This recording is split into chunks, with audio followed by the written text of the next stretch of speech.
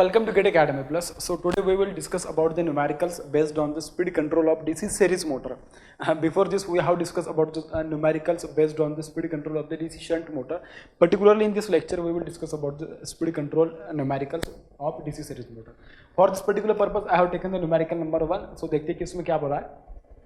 देखिए क्वेश्चन में उसने बोला 600 volt DC series motor operates at its full load at a speed of 600 rpm. At a speed of what 600 rpm पे और supply voltage कितना दिया 600 वोल्ट दिया. The motor has an armature resistance of 0.12 ohm. Armature resistance कितना दिया है 0.12 ohm दिया है and series field resistance of 0.04 ohm. The motor draws 200 ampere current at its full load.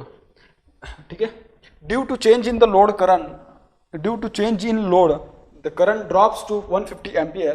Find the new developed torque in this particular case. Find the what new developed torque in this particular case. जब उसे current को change किया तब की बात कर रहे हैं. बहुत आसान है. पहले जो गिवन डेटा उसको लिख लेते हैं फिर बाद में क्वेश्चन को अप्रोच करते हैं. देखिए गिवन क्या है. टर्मिनल वोल्टेज कितना है भाई 600 वोल्ट है. VT कितना दिया है 600 वोल्ट दिया है. ठीक है. It runs at a full load speed of NFL कितना दिया आपके पास. It is given at 600 rpm. ठीक है. The motor has an armature resistance of 0.12 ohm. तो आर्मेचर रेजिस्टेंस RA का वैल्यू कितना है 0.12 ओम एंड RAC का वैल्यू जो दिया उसने वो कितना दिया आपके पास वो दिया 0.04 ओम. कितना दिया 0.04 ohm. The motor draws 200 ampere at its full load और IFL का वैल्यू देखिए उसने कितना दिया है. It is given as 200 ampere at its full load. Due to change in load the current drops to 150 ampere. तो जो करंट जो सेकंड केस में आने वाला होगा भाई that will be, मैं इसको चाहे तो 1 लिख देता हूँ क्योंकि सेकंड केस बन जा रहा है इसके लिए. तो फुल लोड नहीं भी लिखा तो भी चल जाएगा. तो स्पीड को भी मैं क्या बोल देता हूँ स्पीड को भी मैं N1 लिख देता हूँ. ठीक है. This is dropping from 200 ampere to 150 ampere. Due to change in load the current drops 150 ampere. Find the new developed torque in this particular case. In this what particular case. तो बहुत आसान है. Torque expression जो होता है आपको पता है. हाँ, तो टॉर्क एक्सप्रेशन में कौन कौन सी चीजें लगती है आपको भी पता है. दोनों को बस उस तरीके से यूटिलाइज करके आप आराम से उसका वैल्यू को निकाल सकते हो. लेकिन निकालोगे कैसे देखिए. सबसे पहले क्या करोगे EB के इक्वेशन पे प्रोसीड करोगे. EB is equals to VT minus IA into RA plus RAC. बेटा DC सीरीज मोटर है तो यहाँ पे RAC लिखना भूलना मत. ठीक है. VT का वैल्यू कितना दिया it is given 600 volt. 600 minus armature current का वैल्यू कितना दिया 200 ampere. 200 multiply by RA plus RAC. Total resistance कितना आ जाएगा 0.04 प्लस 0.12 तो ये बन जाएगा 0.16. ठीक है. तो ये बन जाएगा ये कैंसिल हो जाएगा. दिस विल बिकम 600 माइनस ये बन जाएगा 32 तो ये बन जाएगा EB तो ये बन जाएगा आपके पास 568 वोल्ट. कितना बन जाएगा 568 volt. This will B the value of what EB. किसका वैल्यू EB का. अब मेरे पास EB का भी वैल्यू आ गया. तो अभी देखिए उसको मैं किस तरीके से आगे प्रोसीड करूंगा. मेरे पास कैलकुलेटर है ही तो देखिए उसको किस तरीके से प्रोसीड किया जाएगा. अब आप EB की इक्वेशन से देखिए क्या कर सकते हैं. स्पीड EB और फ्लक्स तीनों का यूज करके आप वहाँ से KT का वैल्यू निकालोगे K का वैल्यू निकालोगे.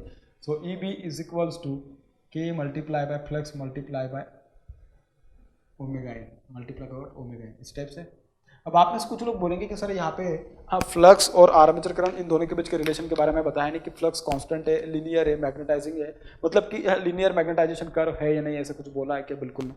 देख लेते एक बार फिर से उसने बोला है कि ऐसा कुछ बिल्कुल कुछ नहीं बोला है. तो इस पर्टिकुलर क्वेश्चन में जब कुछ मेंशन नहीं किया है और DC सीरीज मोटर है तो उसमें मैं फ्लक्स और आर्मेचर करंट मतलब मैं कह सकता हूँ कि flux is directly proportional to field current. क्या बोल रहा हूँ flux is directly proportional to field current. और you can consider that your motor is operating in the linear region where magnetization curve is linear. समझ में आ रही है बात. ठीक है. तो आगे अगर मैं इसको प्रोसीड करने की बात करूँ तो देखिए आपके पास EB का वैल्यू आ चुका है कितना है 568. So 568 is equals to K multiply by phi का वैल्यू क्या होगा. फाई मतलब क्या फील्ड करंट. फील्ड करंट क्या यहाँ पे DC सीरीज मोटर की बात करें field current and armature current both are same. So it will be equals to 200 ampere. It will be equals to 200 ampere. So this will become 200 ampere multiply by speed का value radian per second में लिखना है 2 pi multiply by 600 divided by 60. इस step से लिखोगे. देखिए यहाँ से बहुत सारी चीज़ें जो कैंसिल हो सकती है तो ये कैंसिल हो जाएगा. This will become 10. तो आपके पास जो K का वैल्यू आएगा this is equals to 568 divided by 200 multiply by this will become what 20 pi. 200 multiply by what 25. इस टाइप से आने वाला.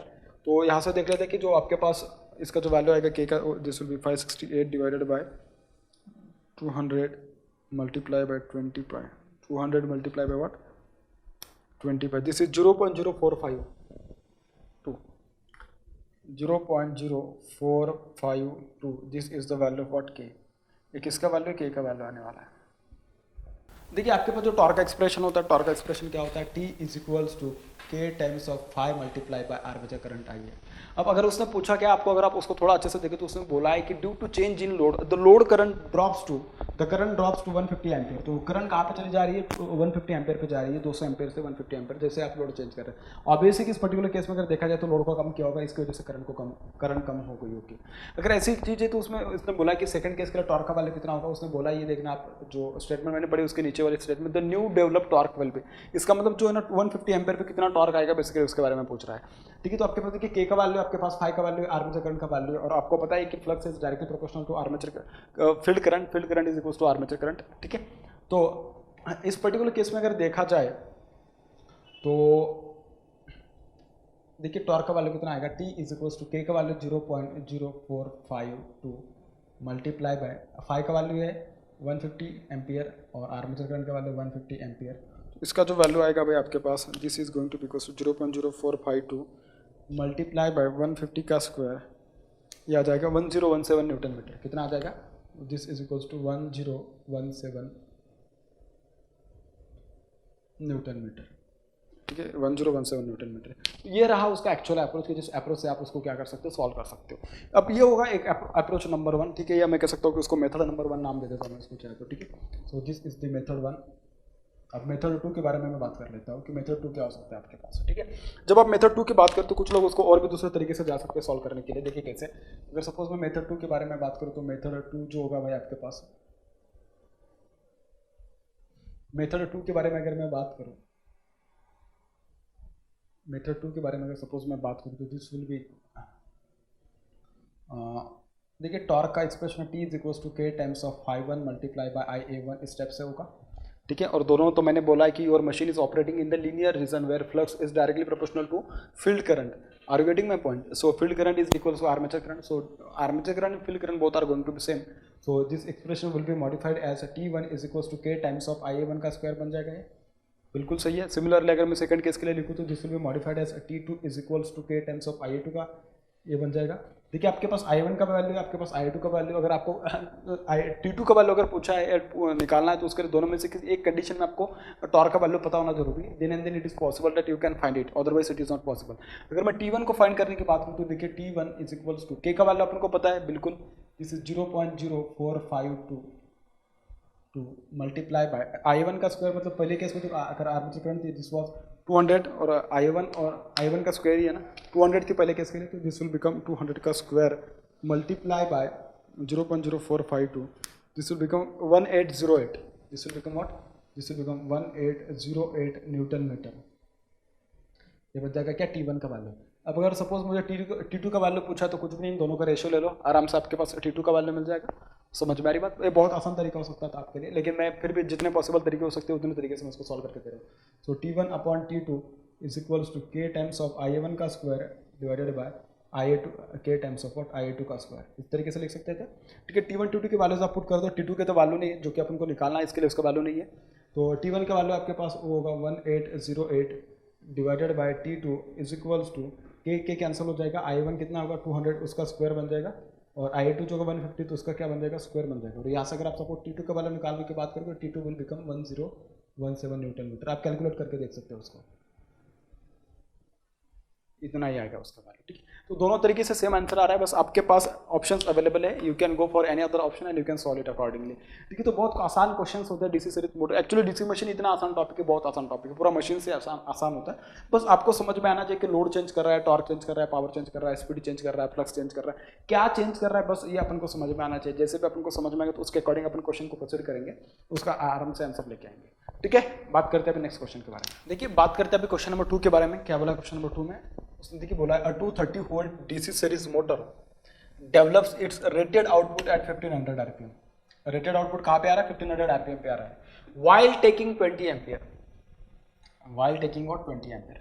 Armature and series field resistances are 0.3 ohm and 0.2 ohm respectively. Neglecting the saturation, determine the resistance that must be added to obtain the rated torque at starting and at 1000 rpm. ठीक है, ऐसा पूरा question को अगर थोड़ा अच्छे से समझे तो उसने बोला है कि अगर स्टार्टिंग में जो टॉर्क मतलब जो फुल लोड पे जो टॉर्क आता है वही टॉर्क अगर मैं स्टार्टिंग में चाहता हूँ तो उसके लिए सीरीज में जो आर्मेचर सर्किट है उसके सीरीज में कितना रेजिस्टेंस मुझे ऐड करना पड़ेगा, ऐसा पूछ रहा है। और दूसरी बात तो पूछ रहा है कि उसी टॉर्क को अगर मुझे 1000 आरपीएम पे अगर ऑब्टेन करना होगा तो उसके लिए कितना रेजिस्टेंस मुझे आर्मेचर सर्किट में ऐड करना पड़ेगा, ऐसा उसका बेसिकली कहने का मतलब है। तो देखिए सबसे पहले क्या करोगे, जो डेटा गिवन है बेटा उसको लिख लीजिएगा आराम से, ठीक है। क्या गिवन क्या क्या है, क्योंकि यहाँ से आपको चीज़ें पता चल जाती है कि आपके पास दिया क्या है और आपको पूछा क्या है। सो टर्मिनल वोल्टेज के वैल्यू उसने दिया है armature voltage which is equals to 230 volt. It develops rated output at 1500 RPM. So N is equals to, N rated कितना आपके पास 1500 आरपीएम है। And armature and series field resistance R A is given us 0.3 ohm, R S E it is given us 0.2 ohm. Neglecting the saturation, determine the resistance that must be added to obtain the rated torque at starting and at 1000 rpm। ठीक है, तो N2 मैं उसको N1 बोल देता हूँ चाहे तो, N2 कितना है 1000 rpm। देखिए अगर आप स्टार्टिंग टॉर्क को मतलब अगर आप टॉर्क कांस्टेंट की बात करें, क्या बोल रहा हूँ मैं, टॉर्क जो फुल लोड पे आने वाला है उसी को अगर आप स्टार्टिंग पे आप बात कर रहे हो, दोनों केस में अगर टॉर्क सेम चाहिए, मतलब क्या है ना, टॉर्क कैसे आपके पास कांस्टेंट है। अगर टॉर्क कांस्टेंट है तो देखिए k times of I F L का square is equals to k times of I starting का square is equals to what, constant चाहिए। इसका मतलब क्या, I F L is equals to I starting, ठीक है। तो I F L is equals to I starting is equals to what, constant. इतना समझ में आ रहा है आपको, क्योंकि तभी पॉसिबल है, क्योंकि जब तक दोनों करंट सेम नहीं होगी तब तक कैसे पॉसिबल है कि आप रेटेड टॉर्क को ऑब्टेन कर पाओ, क्योंकि के तो कांस्टेंट है। दोनों केस में स्टार्टिंग पे लीजिएगा या उसको फुल लोड पे लीजिएगा, उसमें कुछ चेंज होगा नहीं, क्योंकि तो फिजिकल पैरामीटर पे बेस करने वाली क्वांटिटी है, Pz/2 पाई है, तो उसमें कुछ चेंज होने नहीं वाला। तो अगर आप चाहते हैं कि मैं इसको थोड़ा अच्छे से लिख देता हूँ, लिखते थोड़ा इधर उधर हो गया पूरा।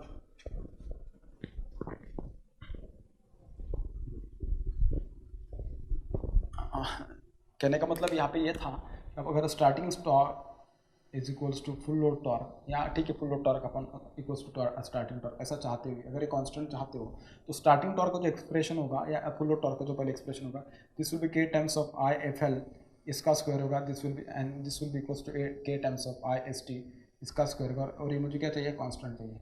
ये कांस्टेंट चाहिए, k तो कांस्टेंट है तो उसको तो उड़ा ही दीजिएगा, कोई दिक्कत नहीं, मतलब तो आराम से चली जाएगा। सो आई एफ एल का square is equals to I starting का स्क्वायर, ये क्या होना चाहिए, कांस्टेंट होना चाहिए। इसके लिए क्या होना चाहिए, I F L must be equals to I starting and this must be equals to, कितना दिया आपको, 20 एम्पेयर दिया है, and this is 20 ampere and this is equals to what, constant. क्या होना चाहिए, कांस्टेंट होना, तभी पॉसिबल है, अदरवाइज पॉसिबल नहीं है। और स्टार्टिंग की बात करें तो देखिए एट स्टार्टिंग स्पीड कितना होता है, एट स्टार्टिंग कंडीशन स्पीड कितना होता है मोटर का, at starting the speed of the motor is n is equals to 0। अगर स्पीड ऑफ द मोटर अगर n इक्वल्स टू सपोज 0 है तो मुझे एक बात बोलो, आपके पास जो एक्सप्रेशन आएगा Vt is equals to E B plus I A R A plus R S A plus V B, ठीक है, वी बी भी लिख देते ब्रश वोल्टेज ड्रॉप, लेकिन दिया नहीं तो उसको निगलेक्ट ही करना है, ठीक है। इसके लिए मैं मोस्ट ऑफ द केसेस में उसको लिखता नहीं। सो ई बी का वैल्यू देखिए क्या होगा, E B is equals to V T minus I A into R A plus R A C, step से होगा। उसने बोला क्या, एन जीरो बोल दिया था। So E B is equals to, जब अपन एन लिखते हैं उसको, ठीक है, मैं इक्वेशन नंबर 1 बोल देता हूँ, and E B is equals to K 5 times of N, या ठीक है ओमेगा एन लिखना जरूरी था, ओमेगा एन स्टेप से, और एन जीरो है तो मुझे एक बात बोला, ई बी भी क्या हो जाएगा, जीरो हो जाएगा, ई बी क्या हो जाएगा, जीरो हो जाएगा। और ई बी की वैल्यू अगर सपोज मैं इसमें पुट कर दूँ, इक्वेशन नंबर क्या बनेगा मेरे पास 2, putting the value of 2 in equation 1, तो मेरे पास जो V T minus I R का इक्वेशन देखिए किस तरीके से मॉडिफाई हो जाएगा, V T will be I A R A plus what R extra, R A plus what R A C. और अभी इस पर्टिकुलर केस में पूछ रहा है कि उसमें आर एक्सटर्नल का वैल्यू कितना आएगा, मतलब इसमें मुझे ऐड करना पड़ेगा, तब पूछ रहे हो कि उसमें आर एक्सटर्नल का वैल्यू कितना आएगा, कि उसके लिए अगर मुझे स्टार्टिंग टॉर्क और फुल लोड टॉर्क दोनों सेम चाहिए, या फुल लोड टॉर्क मुझे स्टार्टिंग पे चाहिए, तो इसमें मुझे रेजिस्टेंस ऐड करना पड़ेगा। फिर अभी R A plus R S E plus what R external, इस टाइप से। आई का वैल्यू कितना आपको दिया है, 20 एम्पेयर दिया है, बिल्कुल सही है। तो यहाँ से अगर मैं इसका वैल्यू निकालूँ तो देखिए, और वी टी का वैल्यू कितना दिया, 230 वोल्ट दिया है। सो अगर मैं यहाँ पे उसको लिखूँ तो R A plus R A C plus R external is equals to V T upon I A, अगर ऐसा लिखूँ, देखिए वी टी का वैल्यू कितना है भाई, हाँ 230 वोल्ट है, 230 volt divided by armature current is 20 ampere, and this is equals to what, R A plus R A C, R A plus R S E plus what R external. तो इसको अगर देखा जाए तो this will become 11.5, this will become 11.5। R A plus R S का value कितना, R A का value है 0.3 और आर एस का वैल्यू 0.2, तो बन जाएगा कितना 0.5 प्लस आर एक्सटर्नल, कितना बन जाएगा 0.5 प्लस आर एक्सटर्नल। तो बेटा आर एक्सटर्नल का जो वैल्यू आएगा आपके पास, this is going to be equals to 11.5 minus 0.5, so this is going to be 11 ohm, this is going to what 11 M. तो आपके पास जो आर एक्सटर्नल जो कि सीरीज में ऐड करना पड़ेगा आर्मेचर के, उसका वैल्यू होगा 11 ओम, तभी पॉसिबल होगा जो फुल लोड पे टॉर्क आ रहा है वही आपके किस में आ जाएगा, स्टार्टिंग पे आ जाएगा, अदरवाइज पॉसिबल नहीं कि वाला टॉर्क आपको वहाँ पे मिल सकता है। तो ये था आपके पास क्वेश्चन नंबर 1, मतलब जो उसने बोला था कि हाँ, जब अपन को स्टार्टिंग में चाहिए होगा टॉर्क तो उसके लिए उसका वैल्यू इतना लगेगा। अगर वही टॉर्क अगर सपोज अपन को 1100 आरपीएम पे, सॉरी 1000 आरपीएम पे चाहिए, तो उसके लिए रेजिस्टेंस का वैल्यू कितना होगा, कुछ भी नहीं करना है, बहुत आसानी से उसको सॉल्व करना है। क्यों, दोनों केस में मुझे एक बात बोले, अगर 1000 आरपीएम पे अगर आप उसी टॉर्क को चाहते तो उसके लिए करंट का वैल्यू कितना होना पड़ेगा, उतना ही होना पड़ेगा, क्योंकि दोनों टॉर्क सेम है तो भाई ऑब्वियस है कि करंट भी कैसे होगी, सेम होगा। तो अपन उसको आराम से लिख देंगे फिर कैसे, EB1 upon EB2, this is equals to what, K times of, this is equals to K times of phi1 multiplied by N1 divided by K times of phi2 multiplied by what N2, step से लिखोगे, ठीक है। तो 230, इसका value कितना है, इसका value जो आएगा EB1 का वैल्यू कितना होगा भाई, उसने कहाँ पे बोला, 20 पे बोला है ना, ठीक है। फुल लोड पे उसका वैल्यू कितना आ जाएगा, फुल लोड पे उसका वैल्यू निकाला नहीं है, तो फुल लोड पे इसका वैल्यू आ जाएगा 230 volt minus 20 ampere multiply by 0.5, and this is equals to K multiply by 5 will be 20 ampere, and N1 का वैल्यू कितना होगा 18 कितना 1500 ना, बिल्कुल 1500 RPM, this will be K times of 20 multiply by 1000 RPM, and this will B divided by 230 volt minus 20 minus, यहाँ पे आएगा are external, क्या आएगा आर एक्सटर्नल प्लस उसका, मैं उसको आर पूरा सिर्फ आर लिख देता हूँ, लेकिन आर में क्या होगा, R external plus R A plus R A C रहेगा, बिल्कुल सही है, क्योंकि तभी पॉसिबल होगा, क्योंकि तभी तो, क्योंकि अपन सेकंड केस में उसमें रेजिस्टेंस ऐड कर रहे हैं ना, समझ में आ रही बात। देखिए यहाँ से ये कैंसिल हो जाएगा, ये भी कैंसिल हो जाएगा, ये दो कैंसिल, तो ये बन जाएगा आपके पास 3/2, जिस विल बिकम 3/2। तो देखिए कितना आ जाएगा, जिस विल बिकम 20 मल्टीप्लाई बाय 0.5, तो ये बन जाएगा 10, तो ये बन जाएगा 220, ये बन जाएगा कितना 220 multiply by 2 is equals to 3 times of 230 volt minus 20 R, minus what 20 R, step से बन जाएगा, ये बन जाएगा आपके पास 440 is equals to this will become 690 minus this will become 60 R, this will become what 60 times of R। तो अगर इसको देखा जाए तो this will become 690 minus 440 is equals to 60 R, ठीक है। सभी से अगर एक एक जीरो चला जाए तो ये बन जाएगा, इस स्टेप से बन जाएगा, ठीक है। 69 माइनस 9 माइनस 4 कितना बन जाएगा 5, 6 माइनस 4 कितना बन जाएगा 2, this will become what 6 times of R,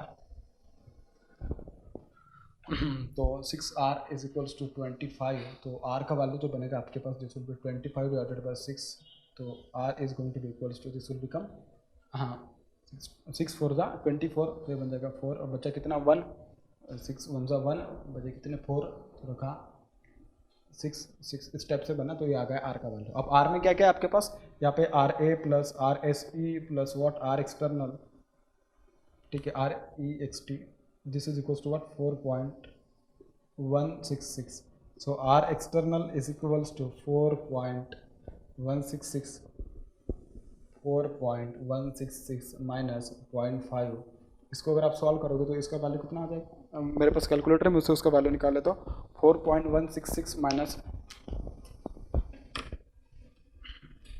4.166 minus 0.5, तो ये बन जाएगा 3.6666, ये बन जाएगा कितना, this will become 3.6667 ohm, and this is the value of R external which must be inserted in series with the armature so as to obtain the torque at 1000 RPM which was previously obtain in case of the full load torque. समझ में आ रही बात। तो इस तरीके से बस अपन को इस एग्जाम्पल को सॉल्व करना है, इसमें डिफिकल्टी बिल्कुल भी कहीं नहीं है, आप कहीं पे भी उसमें डायलेमा में मत फंस जाइएगा कि इसमें ऐसा डिफिकल्टी वगैरह ऐसा कुछ नहीं।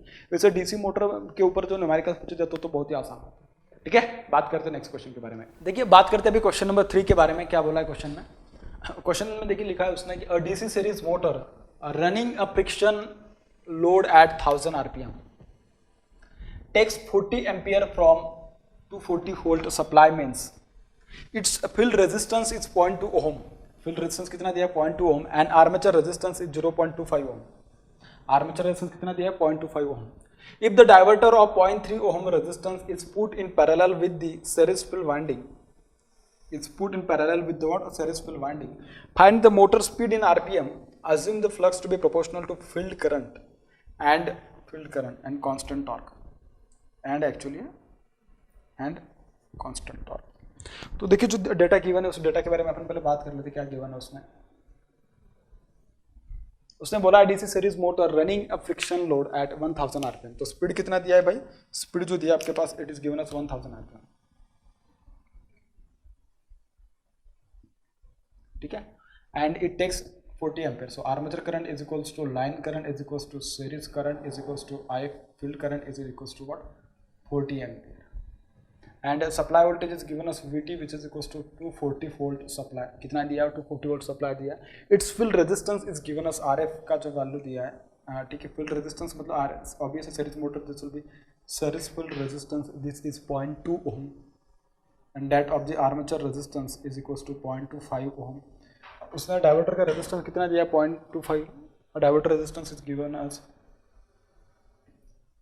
R diverter is given as 0.3 ohm. It is put in parallel with the series field winding. Find the motor speed in RPM.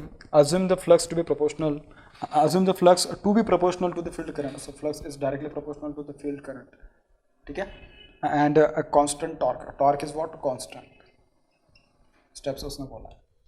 तो देखिए इस टाइप के क्वेश्चंस को आप जब अप्रोच करोगे तो सबसे पहले मेरे हिसाब से अपना डायग्राम बना लेना चाहिए, क्योंकि जब आप डायग्राम बना लोगे तो आपका क्वेश्चन में जो गलती होने वाले चांसेस है बहुत कम हो जाएंगे. देखिए किस तरीके से.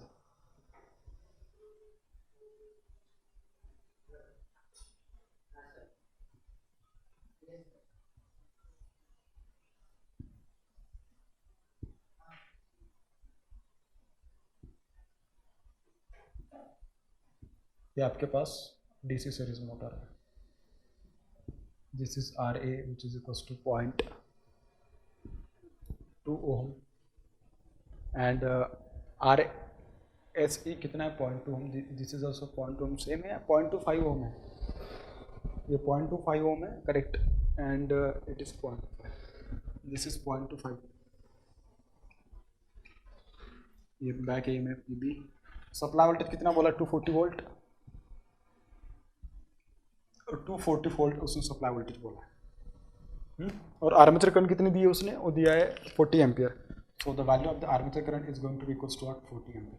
अगर आप यहाँ पे केवीएल अप्लाई करते हो तो केवीएल अप्लाई करने के बाद देखिए आपको क्या चाहिए था, बैक EMF. सो ईबी का वैल्यू कितना आ जाएगा, EB is equals to VT minus IA multiply by RA plus RAC. VT का value 40 volt minus armature current is 40 ampere multiply by 0.2 plus 0.25. तो ये बन जाएगा आपके पास 222 वोल्ट. ये आ जाएगा क्या, बैक EMF का वैल्यू. ये क्या आ जाएगा भाई, बैक EMF का वैल्यू आ जाएगा. ठीक है. अब जो उसने बोला है सेकंड केस के लिए, उसने सेकंड केस के लिए क्या बोला है, ये जो फील्ड वाइंडिंग है इसके पैरेलल में 0.3 ओम का रेजिस्टेंस उसने क्या कर दिया, पुट कर दिया है. तो उस पर्टिकुलर केस में स्पीड जो आएगी, स्पीड के लिए क्या उसका प्रॉब्लम होगा, या स्पीड का वैल्यू कितना आएगा, बेसिकली ऐसा पूछ रहा है. तो दिस इज केस नंबर 1. अब मैं बात करूंगा केस नंबर 2 के बारे में. सो केस नंबर 2 देखिए किस तरीके से आएगा. This is case number 2. ठीक है, डिफरेंस कुछ भी नहीं है, बस उसके पैरेलल में क्या है ना, एक रेजिस्टेंस ऐड कर देना है, और वही ज़्यादा इंपॉर्टेंट चीज़ है इस पर्टिकुलर क्वेश्चन में.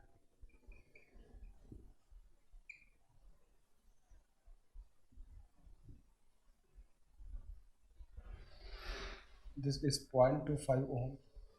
This is 0.2 ohm. This is EB, and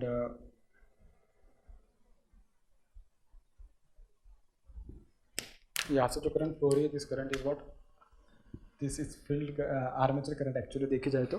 ठीक है, टॉर्क कांस्टेंट बोला है, और इसके पैरेलल में क्या है ना, एक पैरेलल में एक डायोड रेजिस्टेंस पुट कर दिया है.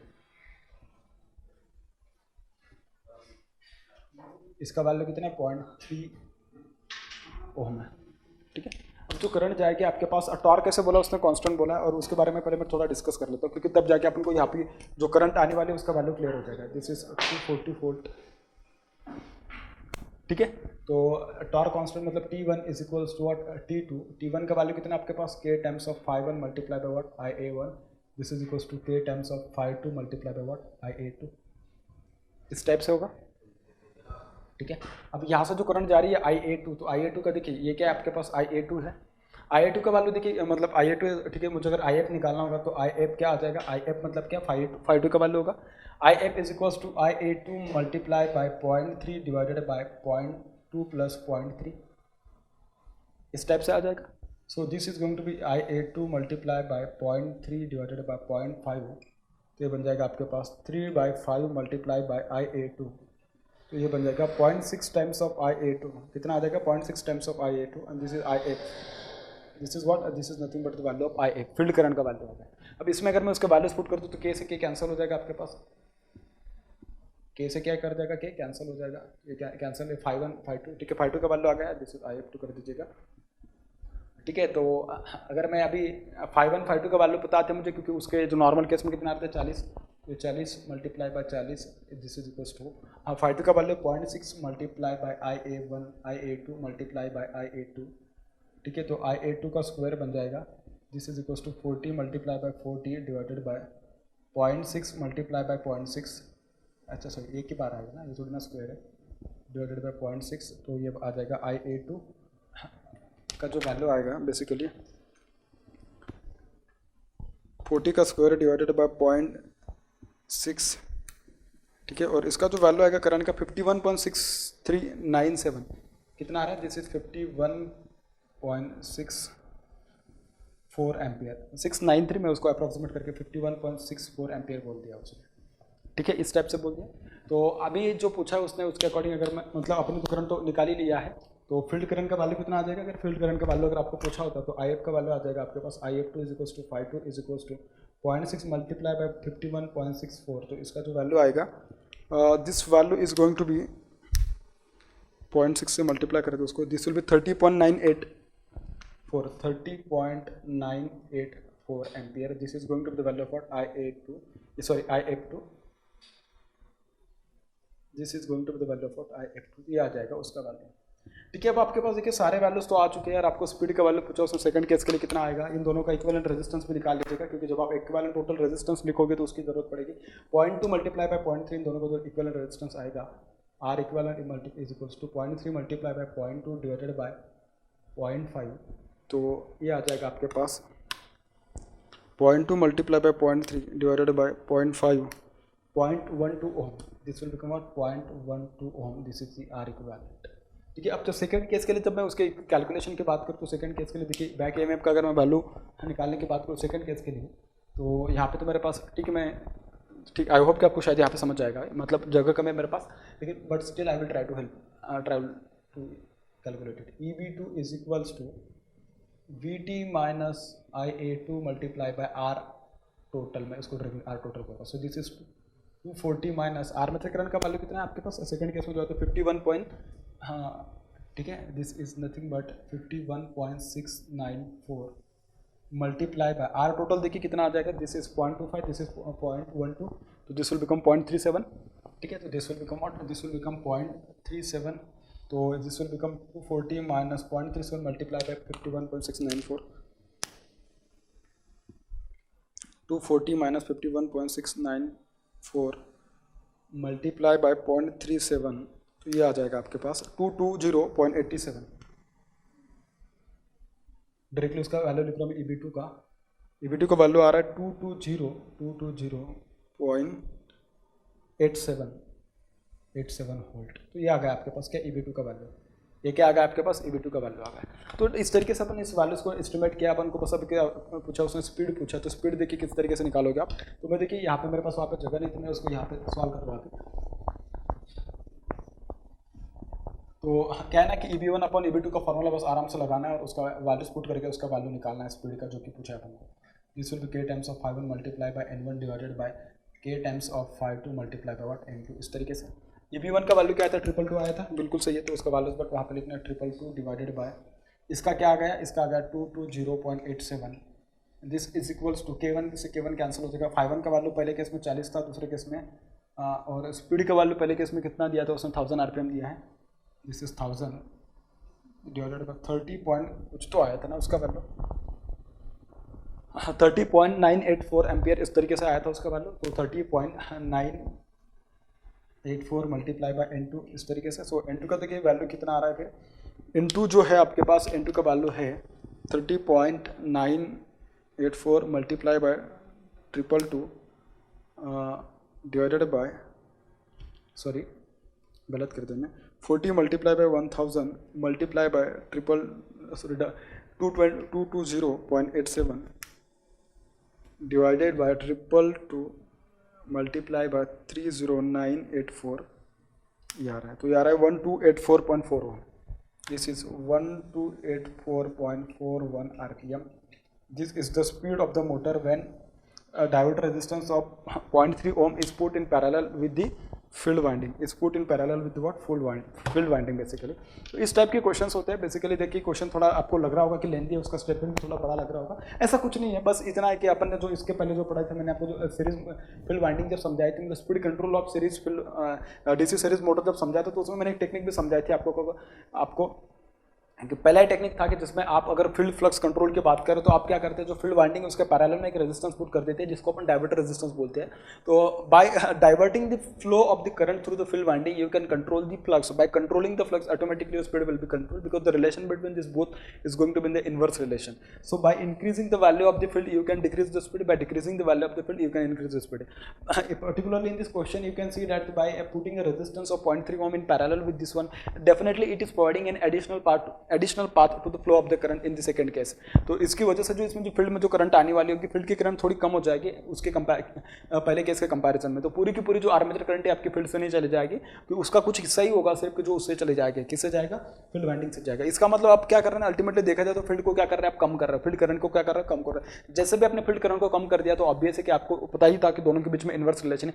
फील्ड करंट को कम करने की वजह से स्पीड क्या बढ़ जाएगी, स्पीड क्या कर जाएगी, बढ़ जाएगी. अब स्पीड क्या थी इसके पहले, अगर नॉर्मल केस देखी जाए तो 1000 आरपीएम उसने बोला ही था. और सेकंड केस में स्पीड कहाँ चली गई आपकी 1284.41 आरपीएम के आसपास चली गई. तो देखिए आप देख सकते 1000 आरपीएम के आसपास थी, और अभी देखना कितना है 1284.41 आरपीएम के आसपास चली गई. इसका मतलब ऑब्वियस है कि ये उससे क्या कर गई है, इंक्रीज कर गई. और अपन को पता है कि field flux control is utilized for controlling the speed of the motor above the rated speed. ठीक है, देखिए बात करते हैं अभी क्वेश्चन नंबर 4 के बारे में. क्या बोला है क्वेश्चन नंबर 4 में, उसने बोला a DC series motor drives a fan at 800 RPM. Type of load देखिए क्या बोला उसने, it drives a fan at 800 RPM and takes 20 ampere when fed from a rated voltage of 230 volt. And it takes what? 20 ampere when it is fed from a rated voltage of 230 volt. The motor resistance is 0.4 ohm. Motor का resistance कितना दिया, 0.4 ohm दिया है. And the motor speed is raised to 1000 rpm by voltage control. It is raised to what? 1000 rpm by the voltage control. ठीक है, इस तरीके से. Find the armature current and terminal voltage in case the magnetic circuit is unsaturated. Find the armature current and terminal voltage when the magnetic circuit is saturated. दोनों case के लिए उसने पूछा है कि आर्मेचर वोल्टेज और armature voltage and armature current के बारे में पूछा है. एक केस के जिसमें सर्किट को उसने सैचुरेटेड कंसीडर किया, और दूसरा केस के जिसमें सर्किट को अनसैचुरेटेड कंसीडर किया. तो सबसे पहले क्या करोगे आप, गिवन लिख लोगे. सो गिवन देखिए क्या लिख सकते हो. इसमें सबसे बड़ी बात है ना, जो फैन वर्ड है ना उसके ऊपर है. ठीक है, तो उसके बारे में मैं डिस्कस करूंगा. पहले बात कर लेते हैं कि जो दिया उसके बारे में. स्पीड कितना दिया, 800 आरपीएम. आर्मेचर करंट कितनी दी है आपको, जो कि लाइन करंट है, और यही क्या आपके पास सीरीज करंट है, और यही क्या आपके पास फील्ड करंट है. This is equals to what, 20 ampere ना, बिल्कुल. So this is equals to 20 ampere. And rated voltage दिया है VT which is equals to 230 volt. ठीक है, the motor resistance is 0.4 ohm. Total resistance दिया है, इसका मतलब उसने कि सीरीज फील्ड वाइंडिंग का भी एंड आर्मेचर वाइंडिंग का भी. ठीक है, उसने कितना दिया आर टोटल में, उसको डायरेक्टली बोल रहा हूँ. This is 0.4 ohm. Motor speed second case के लिए जो उसने रेस करके बता दिया है, तो this is given as 1000 RPM. और पूछ रहा है कि armature voltage and magnetic armature voltage and armature current कितना होगा, बेसिकली उसके बारे में पूछ रहा है अपन को. ठीक है, देखिए मैं जो उसको सॉल्व करूंगा, पहला केस कंसिडर करूंगा मैं सैचुरेटेड मैग्नेटिक सर्किट, एंड दूसरा कंसिडर करूंगा अनसैचुरेटेड मैग्नेटिक सर्किट. हाँ ठीक है, जो दिया उसका जो जैसे दिया उसके अकॉर्डिंग करूंगा. लेकिन सबसे पहले उसके पहले बात कर लेता हूँ फैन टाइप लोड के लिए. क्या बोल रहे हैं, फैन टाइप लोड. एक बात याद रखना कि फॉर फैन टाइप लोड, क्या बोल रहा हूँ मैं, for fan type load torque is directly proportional to the square of the speed. क्या बोल रहा हूँ मैं, torque is directly proportional to the square of the speed. इसको याद रखना है, this is very very very very important thing, otherwise you will commit a mistake. Once you understand this then you can proceed the question and you will get the right answer, but if you don't know then you will not get the correct answer, because you will not go through this particular process and you will not get the magnitude of the current which are required into this particular circuit। ठीक है, तो current का, अगर current आपको पता करना है तो उसके लिए आपको ये वाला एक्सप्रेशन पता होना जरूरी है फॉर फैन टाइप लोड के लिए, for what, fan type load के लिए।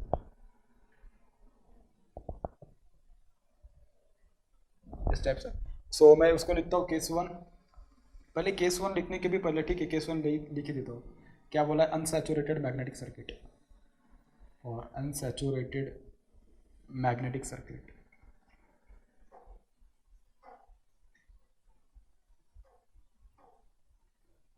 ठीक है, अनसैचुरेटेड मैग्नेटिक सर्किट के बारे में पूछ रहा हूँ। तो इसके लिए आपको क्या करना है, टॉर्क का एक्सप्रेशन क्या होता है, torque is equal to K times of 5 multiply bye armature current, इस टाइप से होता है। अब उसने बोला अनसैचुरेटेड है, सैचुरेटेड है क्या, बिल्कुल नहीं। अगर सैचुरेटेड नहीं है इसका मतलब flux is directly proportional to IF, IF is directly proportional to IA, तो ये वाला जो एक्सप्रेशन बन जाएगा this will become K times of IA का स्क्वायर बन जाएगा। क्या बन जाएगा, के टाइम्स ऑफ IA का स्क्वायर बन जाएगा। उसने बोला T is directly proportional to the square of the speed, तो मैं इसको यहाँ से लिख सकता हूँ, T is directly proportional to square of the this one and we know that t is directly proportional to the square of the speed। so मैं अगर यहाँ से उसको लिखूंगा तो देखिए किस तरीके से लिख सकता हूँ मैं, t1 is equals to n1 का स्क्वायर, ठीक है, यहाँ पे मैं p कांस्टेंट ले लेता हूँ divided by t2 upon n1 and this is p and this is what n2 का स्क्वायर, इस टाइप से बनेगा। अब t1 is directly proportional to ia1 का स्क्वायर आएगा, बिल्कुल सही है, मैं यहाँ पे उसको लिख के भी दिया हूँ, ठीक है। तो t1 का square, tn will be directly proportional to i1 का square, so this will be ia1 का स्क्वायर अपॉन ia2 का square, this will be what n1 का square divided bye what n2 का स्क्वायर, इस टाइप से समझ गया, ठीक है। ये वाला आपको लिखना पड़ेगा, ठीक है। i1 का स्क्वायर मतलब i1 का वैल्यू उसने कितना दिया है, जो पहले केस में उसने करंट दिया कितना दिया, 20 एम्पियर दिया, तो 20 का square divided by armature current in second case जो कि अपन को निकालना है, ठीक है। This is equals to n1 कितना दिया आपको, n1 का वैल्यू पहले केस के लिए 800 आरपीएम दिया है, सो 800 का स्क्वायर डिवाइडेड बाय 1000 का स्क्वायर डिवाइडेड बाय 1000 का स्क्वायर, इस टाइप से दिया।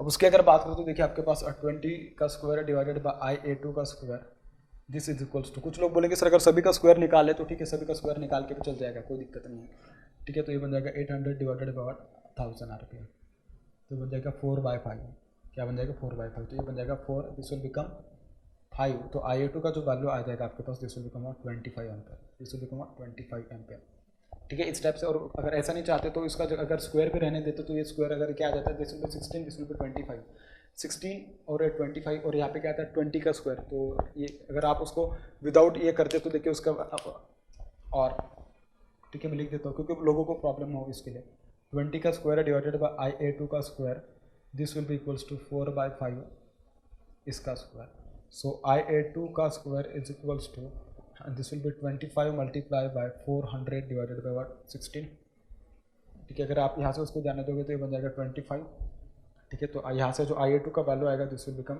25 एम्पियर, क्या आ जाएगा 25 एम्पियर आ जाएगा। तो ये अपन को क्या मिल गया, आर्मेचर का करंट मिल गया, for armature current is 25 ampere in the second case when the circuit in the first case when the circuit is magnetically unsaturated, ठीक है। देखिए अब अगर मुझे टर्मिनल वोल्टेज निकालना है तो टर्मिनल वोल्टेज निकालने के लिए मुझे EB का वैल्यू पता होना जरूरी है, क्योंकि terminal voltage VT is equals to EB plus IR है, ऐसा लिखेंगे अपन उसको, ठीक है। तो देखिए अगर मुझे वहाँ से उसको निकालना है तो उसके लिए क्या करना पड़ेगा, EB1 और EB2 का रेशियो यूज़ करना पड़ेगा, और कुछ है EB1 upon EB2 is equals to K times of 5/1 multiply by N1 divided by K times of 5/2 multiply by what N2, इस टाइप से। EB1 का वैल्यू कितना होगा, this will be 230 minus 20 multiply by 0.4 divided by EB2, this is going to be equals to K से K cancel हो जाएगा, 5/1 का value कितना होगा 20 multiply by this is 800 RPM divided by 25 multiply by 1000 RPM multiply by 1000 rpm. तो इसमें देखिए क्या होगा अभी, हाँ, this will become 4, this will become 5, this will become 4, this will become what 5, इसको अगर सॉल्व कर दो दिस विल बिकम 222, क्योंकि 20 मल्टीप्लाई बाय 0.4 कितना बन जाएगा 8, तो 230 minus 8 will become 222, so this is EB2 222 divided by EB2, this is 16 divided by 25, तो EB2 का जो वैल्यू बनेगा आपके पास EB2 is equals to 222 multiply by 25 divided by 16, तो ये बन जाएगा आपके पास 8, ये बन जाएगा आपके पास 111, ठीक है, इस टाइप से। तो अगर मैं यहाँ से EB2 का अगर वैल्यू निकालूँ तो मेरे पास कैलकुलेटर है, उसको मैं कैलकुलेट कर लेता हूँ। जो EBT का वैल्यू आने वाला आपके पास 111 multiply by 25 divided by 16,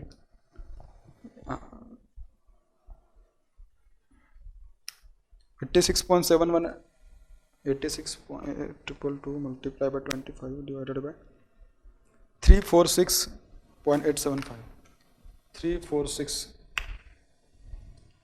EB2 is equals to 346.875 volt, ये आ गया EB2 का वैल्यू। और मुझे क्या पूछा है VT, तो VT will be equals to what, EB2 plus IA2 multiply by what R total, इस तरीके से। तो EB2 का वैल्यू बन जाएगा ये 346.875 plus armature current is 25 multiply by 0.4, यहाँ से बन जाएगा 10 बन जाएगा, दिस विल बिकम 356.875 वोल्ट, ये आ जाएगा क्या terminal voltage, this will become what terminal voltage in the second case. Terminal voltage का वैल्यू कितना आ रहा है, इतना आ रहा है आपके पास, ठीक है।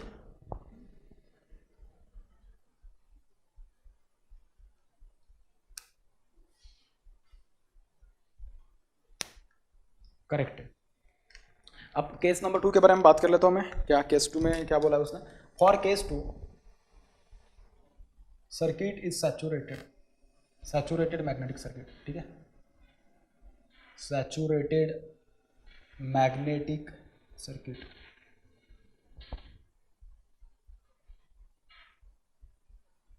इस टाइप से बोला, तो इसमें क्या होगा ना, देखिए सैचुरेटेड बोल दिया मतलब flux will not be directly proportional to IF, ये वाला जो रिलेशन होगा डायरेक्टली वाला, this is not valid, this is not what valid. तो आपको बात पता चल गया जी क्या, flux is not directly proportional, then flux is not directly proportional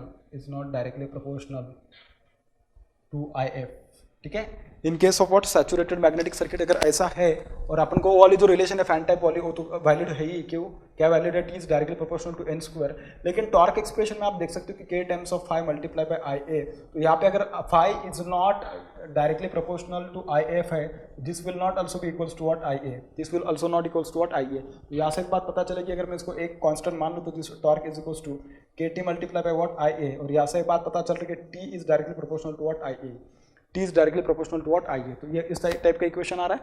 अगर इस टाइप का एक्सप्रेशन अगर आपके पास ये आ रहा है, तो आप वहाँ पे अपना वाला जो नॉर्मल अप्रोच अपने वहाँ पे अप्लाई किया था, वही वाला अप्रोच अप्लाई कर दो, T1/T2, और जो यहाँ पे जो उस टाइप वहाँ पे जैसा आपने P लिया था कॉन्स्टेंट ऑफ प्रोपोर्शनलिटी, यहाँ पे भी P ले लेता हूँ मैं, P मल्टीप्लाई बाय N का स्क्वायर, N1 का square divided by P multiply by N2 का square. T1 is directly proportional to I1, तो I1 का वैल्यू लिख लेते हैं अपन 20 डिवाइडेड बाय T2 की जगह पे क्या आ जाएगा IA2, क्योंकि डायरेक्टली प्रोपोर्शनलिटी है, P से P कैंसिल, तो ये बन जाएगा आपके पास 8 का स्क्वायर 800 डिवाइडेड बाय 1000, तो इसका क्या बन जाएगा होल स्क्वायर। तो आपके पास जो IA2 जो आएगा आपके पास basically this will become 4/5, this will become 16/25, so 20 multiply by 25 divided by 16, तो जो आर्मेचर करंट का वैल्यू आ रहा है आपके पास, दिस इज 31.25 एम्पियर, कितना आ रहा है, this is equals to 31.25 ampere आ रहा है आर्मेचर करंट का वैल्यू। देखिए अब आपको है ना सेकंड केस के लिए भी आर्मेचर करंट का वैल्यू मिल गया, ये भी मिल गया। अब आपको क्या ना कि इसको बस आपको अप्लाई करके देखना है कि जो सेकंड केस के लिए जो करंट आ रहा है, उस करंट को यूटिलाइज करके आपको EB2 का वैल्यू यूज़ करना है, EB2 का वैल्यू फाइंड करना है, क्योंकि यहाँ पे अपन को जब आप इस पर्टिकुलर एक्सप्रेशन में उसका वैल्यू पुट करोगे तो वहाँ पे EB2 का वैल्यू चेंज हो जाएगा, क्योंकि फ्लक्स कांस्टेंट हो गया अभी। क्योंकि फ्लक्स कांस्टेंट क्यों होगा, क्योंकि वो डायरेक्टली प्रोपोर्शनलिटी है नहीं, तो जो पहले केस में था वही अभी जो आप आएगा, ठीक है। तो इसकी इक्वेशन जो मॉडिफाई होगी उसके लिए बात कर रहा हूँ मैं, ठीक है। यही वाले एक्सप्रेशन में रहने देता हूँ, इसमें बस मैं वैल्यू चेंज करूँगा, बाकी तो एज इट इज़ रहेगा, बाकी क्या रहेगा, एज इट इज़ रहेगा,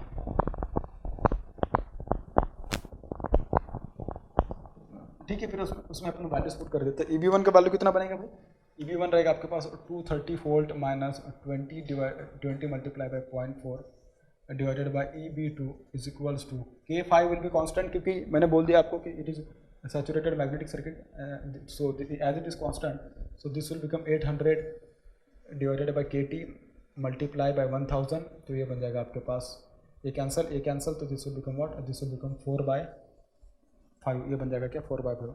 तो EB2 का जो वैल्यू आएगा this will become 222 multiply by 5 divided by 4, 222 multiply by what 5 divided by 4। तो ये वाला जो इक्वेशन बनेगा आपके पास, this will be 222 multiply by 5 divided by 4, तो ये बन जाएगा 277.5, ये आ जाएगा आपके पास क्या EB2 का value 277.5, this will B the value of what EB2। अब EB2 का वैल्यू अगर आपके पास आ गया है तो अब आपको क्या करना है, आगे टर्मिनल वोल्टेज का वैल्यू निकालना है। क्या निकालना है? Terminal voltage. So terminal voltage in second case VT2 is equals to EB2 plus what IA2 multiply by what RA, ठीक है, R टोटल मैं उसको लिख देता हूँ। तो ये बन जाएगा आपके पास 277.5 plus 31.25 multiply by total resistance of the circuit is gonna be equals to 0.4 ohm. I think yes correct, 0.4 ohm. So ये कितना बन जाएगा? 0.4 बन जाएगा, दिस विल बिकम 0.4। तो अगर आप इसको सॉल्व करोगे तो इसका वैल्यू देखिए कितना आने वाला है, 31.25 मल्टीप्लाई बाय 0.4, ये बन जाएगा 290 volt. This is going to equals to what VT2 is equals to 290 volt आ जाएगा। कितना आ जाएगा भाई? 290 वोल्ट आ जाएगा। तो देखिए इस तरीके से आपको ये सारे क्वेश्चन सॉल्व करने होते हैं, इसमें डिफिकल्टी बिल्कुल भी कुछ नहीं होती है। बस उसने जो बोला था मैग्नेटिक सर्किट इज सैचुरेटेड और अनसैचुरेटेड, इन दोनों वर्ड्स के ऊपर आपको अच्छे से देखना है, क्योंकि यहाँ पे अगर गलती होगी तो आपका पूरा का पूरा क्वेश्चन क्या हो जाएगा? गलत हो जाएगा। और उसमें एक जो मतलब कि उसने जो इंपॉर्टेंट बात दी थी वो थी कि आपके पास फैन टाइप लोड के बारे में उसने बता दिया था, जो कि बहुत जरूरी है आपको पता होना कि ये फैन टाइप लोड के लिए torque is directly proportional to the square of the speed. और इसके पहले के जो मैंने डिसीजन मोटर में पढ़ाया था उसमें भी कहीं कहीं जगह पे मैंने पढ़ा था कि torque is independent of speed. इस टाइप की जो लोड होती है उसमें स्पीड का नेचर किस भी टाइप का रहे उसमें टॉर्क कांस्टेंट ही रहने वाला। तो इस टाइप के अलग अलग लोड होते हैं, लोड के बारे में अपन को पता होना चाहिए। जैसे भी अगर अपन को लोड की इन्फॉर्मेशन पता चल गई तो अपन लोड से अपन करंट का वैल्यू पता कर सकते हैं, जैसे कि इसमें मैंने पता किया है। ठीक है।